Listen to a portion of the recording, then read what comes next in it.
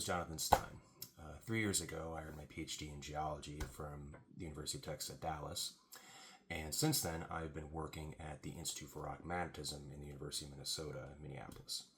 The reason I made this video today is because I need your help. The thing is, for my research, I'm studying a thick collection of red sedimentary rocks called the Cutler Group, which are located in Bears Ears National Monument in Utah. And I'm studying these rocks for two very important reasons. First, they're very, very old. They're 100 million years older than when the dinosaurs dominated the planet.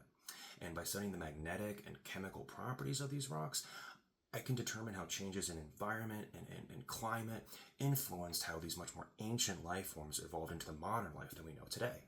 But these rocks are more than just a record of ancient life. They're also an important source of water for the plants, animals, and people who live in and around Bears Ears. Yet despite this, we know shockingly little about the quality of water there.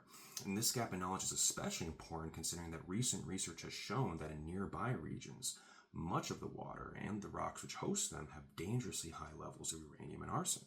And simply by using those same magnetic and chemical techniques that I would use to study the ancient climate, I can also determine if these hazardous chemicals are potentially present in these rocks as well. To fund this project, I typically would have relied on grants from the National Science Foundation, or NSF. Unfortunately, due to the current political situation, there have been deep cuts to science funding, and many of the federal research programs I would have relied on, whether at NSF or the EPA, are simply no longer available. And this has left my project and the important data it could produce at serious risk. This is where you come in. With your generous donations, you'll be giving me the opportunity to complete my research, and this will allow me to determine what is the source of the varying magnetic and radioactive signals that I've determined are emitted by the Cutler. Moreover, once research is finished, I'll make sure that all my data is publicly available, first by publishing them in scientific journals, but also by uploading the data into freely and publicly available databases like what's available at OSF.